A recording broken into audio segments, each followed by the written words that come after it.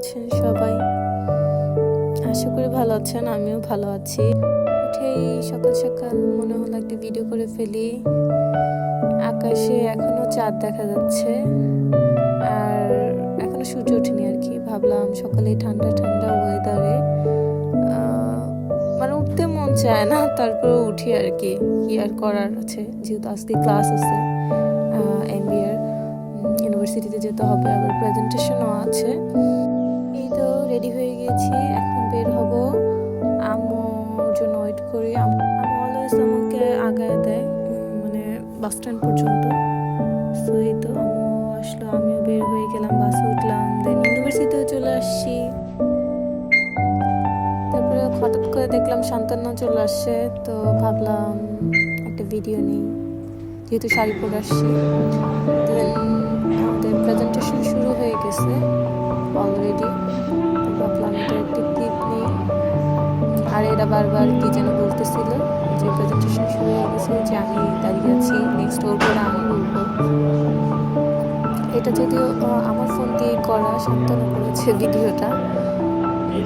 পরে আমার পার্টটা চলে আসছে, দেন আমি শুরু করলাম এন্ড বললাম। আমি একটু অসুস্থ ছিলাম, তারপরও আল্লাহর রহমতে ভালোই বলেছি। এটাই স্যার বলেছে ভালো।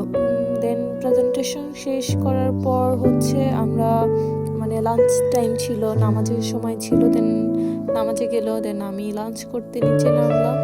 দেন এই যে ও একটা ভিডিও করলো, আমি হাসতেছিলাম। দেন আমি ওকে বললাম আমাকে একটা পিছন থেকে ভিডিও করে দে।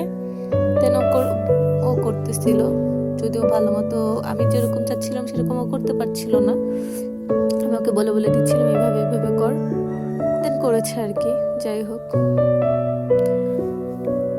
দেন ইউনিভার্সিটির সাইডে আমরা একটু বললাম যে ওইদিকে যাই ঘুরতে। তো এখানেও আমার ছোট আরেকটা ক্লিপ নিয়ে দিল।